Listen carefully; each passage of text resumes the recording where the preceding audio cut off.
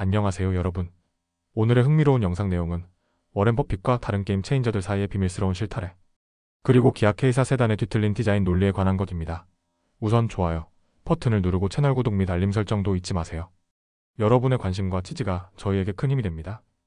첫 영상은 미국 경제 전문지 월스트리트 저널의 보도를 바탕으로 투자계의 전설 워런 버핏을 비롯해 시대를 바꾼 여러 경제 지도자들의 이야기로 함께 하겠습니다. 이야기는 단순한 인물 소개가 아닌 우리가 지금 어떤 경제적 유산 위에 서 있는지를 되짚어보는 의미 있는 여정이 될 것입니다. 2025년 5월, 이른바 게임 체인저들이 무대에서 퇴장하거나 혹은 그 영향력을 재조명받는 순간들이 이어지고 있습니다. 그 중심에는 바로 워런 버핏이 있습니다. 최근 그는 연말을 끝으로 오랜 세월 이끌어온 버크셔 해서웨이의 최고 경영자 자리에서 물러나겠다고 공식 선언했습니다. 한 세대를 대표하는 이 투자 거인의 은퇴는 단순한 조직 개편 이상의 울림을 갖습니다. 가치 투자의 상징으로 여겨지는 버핏은 포기하지 말라는 메시지와 함께 미국은 여전히 위대한 투자처라는 믿음을 전 세계 투자자들에게 남겼습니다. 동료 투자자 세스 클라만은 또 다른 워런은 없다고 단언했으며 이 말은 단순한 찬사 그 이상입니다. 버핏은 경제적 성공과 도덕적 모범, 그리고 공동체 의식을 하나로 엮은 인물이기 때문입니다. 하지만 이번 5월에는 버핏뿐만 아니라 그와 비슷한 시대정신을 가진 이들의 이야기들이 뒤이어 펼쳐졌습니다. 예를 들어 주주행동주의의 선구자로 불리는 로버트 몽크스의 별세가 있었습니다.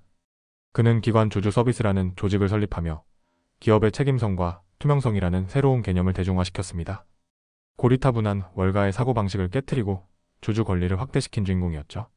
그리고 또 하나, 증권업계의 구조를 근본적으로 뒤바꾼 역사적인 날, 메이데이의 50주년이 조용히 지나갔습니다. 1975년 5월 1일 뉴욕 증권거래소는 고정 브로커 수수료 제도를 폐지하면서 금융 민주화의 문을 열었습니다. 당시 많은 월가의 고위층은 그날을 두고 재앙이라 불렀지만 작은 증권사였던 슈왑은 그 기회를 놓치지 않았습니다. 슈왑의 창립자 찰스 슈왑은 $100만 있어도 누구나 투자할 수 있는 날이었다며 그날을 마법 같은 날로 기억합니다. 그는 그날 이후 친구와 가족들에게 투자해달라고 부탁했지만 정작 많은 이들이 외면했고 결국 후회하게 됩니다. 오늘날 슈왑은 $10조 넘는 자산을 운용하는 거대한 투자회사가 되었고 창립자의 지분만 해도 수십억 달러에 달합니다. 그런데 이 슈왑의 최대 주주는 누구일까요? 바로 인덱스 펀드의 대명사 뱅가드입니다. 뱅가드는 2019년 세상을 떠난 잭 보글이 세운 회사로 인덱싱이라는 개념을 대중화시킨 인물입니다. 보글은 건초더미에서 바늘을 찾으려 하지 말고 그냥 건초더미 전체를 사라는 유명한 말을 남기며 투자자에게 수수료를 아끼고 장기적으로 가치를 추구할 것을 강조했습니다. 보글은 단순히 금융상품을 만든 것이 아니라 회사를 협동조합처럼 구조화하여 수익이 나면 그것을 다시 수수료 인하에 사용하도록 했습니다. 결과적으로 뱅가드는 다른 펀드사들도 경쟁적으로 수수료를 내리게 만드는 보글 효과를 만들어냈고 투자자들은 수천억 달러의 혜택을 보게 되었습니다. 버핏은 보글의 철학을 높이 평가했습니다. 그는 수십 년간 S&P 500 같은 저비용 인덱스 펀드를 추천해왔으며 특히 개인 투자자들에게 일관된 조언을 이어갔습니다. 반면 부유한 이들과 기관 투자자들은 여전히 고수수료 매니저의 유혹에 빠져 있었고 그것이 버핏에게는 아쉬운 지점이기도 했습니다. 이렇게 보면 버핏과 보글은 정반대의 길을 걸은 것처럼 보이지만 실상은 같은 목적을 추구했습니다. 그들은 수수료를 아끼고 장기적인 안목으로 투자하며 일반 대중이 경제적 주체로 설 수 있도록 길을 닦았습니다. 단순한 수익이 아니라 시스템의 개혁을 꿈꿨던 인물들이었습니다. 그렇다면 왜 지금 우리는 이들을 다시 돌아보아야 할까요? 그 답은 영향력입니다. 버핏의 은퇴는 단지 인사의 교체가 아니라 수십 년간 지속되어 온 한 철학의 마무리이자 또 다른 도전의 시작입니다.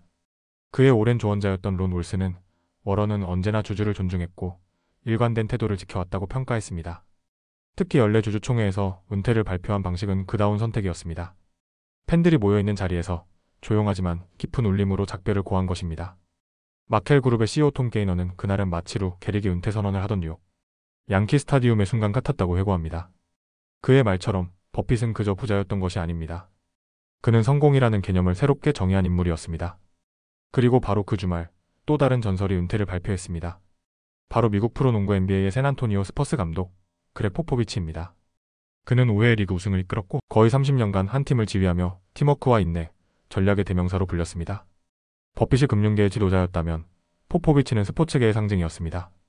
결국 이 두 인물은 전혀 다른 분야에서 그러나 비슷한 방식으로 세상을 바꾼 존재들입니다. 이들이 보여준 꾸준함, 겸손, 그리고 공동체에 대한 헌신은 지금 우리에게도 필요한 가치입니다. 지금 이 시대에 진짜 리더십이란 무엇인지, 그리고 경제적 성공이란 단순한 수치가 아니라 어떤 철학을 바탕으로 해야 하는지를 되새겨야 할 때입니다. 워런 버핏, 책 보글, 찰스 슈왑, 그리고 그렉 포포비치들의 여정은 끝났지만 그 정신은 여전히 우리 앞에 살아 숨쉬고 있습니다. 앞으로의 세대는 과연 어떤 방향으로 나아가야 할까요? 우리 모두가 고민해봐야 할 질문입니다. 다음 영상은 미국 경제 전문지 월스트리트 저널의 자동차 칼럼을 바탕으로 2025년형 기아 K사 세단에 대해 이야기해보겠습니다. 단순한 시승기나 스펙 설명이 아닙니다. 오늘 소개할 이야기는 기아차의 디자인 철학과 시장 전략, 그리고 이 차가 품고 있는 모순과 가능성을 함께 들여다보는 시간입니다. 먼저 한 가지 질문부터 던져보겠습니다. 모든 것은 무언가처럼 보여야 한다. 고대 로마의 건축가 비트루비우스가 남긴 말입니다. 하지만 2025년형 기아 K사 세단을 보면 이 말이 조금 흔들립니다. 그 이유는 바로 트위스트 로직이라는 다소 괴상한 개념 때문입니다. 기아 K사 세단은 얼핏 보면 매우 독특하고 신선한 디자인을 갖추고 있습니다. 창문은 삼각형 구조로 이어져 있고 뒷문 손잡이는 마치 유리창 프레임 안쪽에 숨겨져 있는 듯한 형태입니다. 창문 몰딩과 금속 트림, 윈도우 마스킹이 어우러지며 비대칭적으로 구성된 외형이 시선을 끌지만 그 형태에는 일종의 왜곡된 논리가 숨어 있습니다. 바로 기아가 말하는 트위스트 로직, 즉 정돈된 사각형을 일부러 비틀어 낯설게 만든 조형미입니다. 이런 디자인은 사실 해치백 버전에서 비롯된 것입니다. 기아는 K사의 해치백 모델을 먼저 개발했는데 이 차체 구조는 유리창이 후면까지 이어지는 그린하우스 형태로 꽤 멋스럽고 자연스러웠습니다. 문제는 이 구조를 세단 모델에도 억지로 끼워 맞췄다는 점입니다. 결국 디자이너들의 고심과 마케터들의 상상력이 결합돼 트위스트 로직이라는 용어가 탄생한 셈입니다. 댄넬 기자는 이를 가리켜 횡설수설이라고 표현했습니다. 하지만 여기서 중요한 질문이 하나 더 생깁니다. 기아는 왜 이런 차를 미국 시장에 내놨을까요? 그 배경에는 미국 내 자동차 시장의 현실이 있습니다. 지금 미국에서 새 차를 사기란 점점 더 어려운 일이 되고 있습니다. 특히 일반 근로자들에게는 가격 부담이 커졌고 SUV와 픽업 트럭 중심으로 시장이 재편되면서 세단은 점점 밀려나고 있습니다. 이때 등장한 K사는 가격 면에서 매우 합리적인 선택이 됩니다. K사는 21,000달러대부터 시작해 최고 사양인 GT 라인, 터보 트림 기준으로도 3만 달러 초반이면 구매가 가능합니다. 이 차량은 멕시코에서 조립되며 부품 중 약 20%는 미국산입니다. 물론 앞으로 관세가 부과된다면 가격 인상이 불가피하겠지만 현재로서는 매우 경쟁력 있는 조건입니다. 그럼 성능은 어떨까요? K사는 두 가지 엔진 옵션을 제공합니다. 하나는 자연흡기 2.0L 엔진과 무단 자동 변속기 조합이고 또 하나는 1.6L 터보차저 엔진과 8단 자동 변속기를 갖춘 GT 라인 터보입니다. 우리가 오늘 다룰 모델도 바로 이 GT 라인 터보인데요. 최고 출력 190마력, 토크 195파운드-피트, 정지 상태에서 시속 100km까지 약 8초에 도달하는 제원을 갖췄습니다.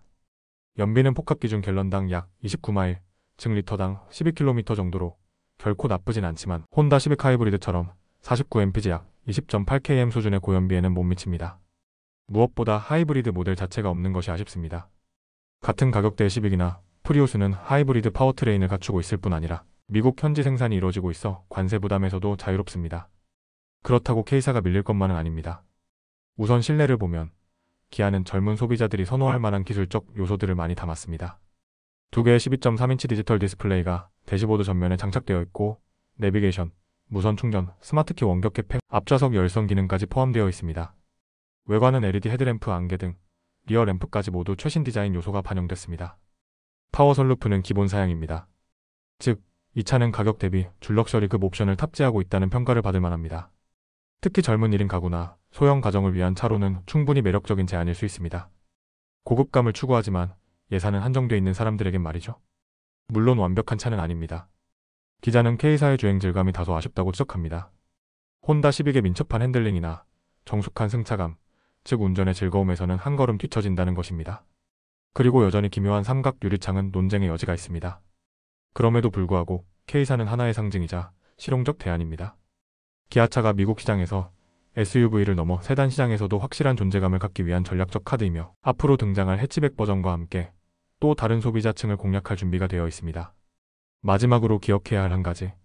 외모가 전부는 아닙니다. 하지만 외모는 중요한 요소입니다. K사의 디자인은 이를 둘러싼 논란에도 불구하고 세단이라는 보수적 장르에 새로운 생기를 불어넣으려는 기아의 실험이자 도전으로 볼 수 있습니다. 지금의 자동차 시장은 단순히 좋은 차냐, 나쁜 차냐를 묻는 시대가 아닙니다.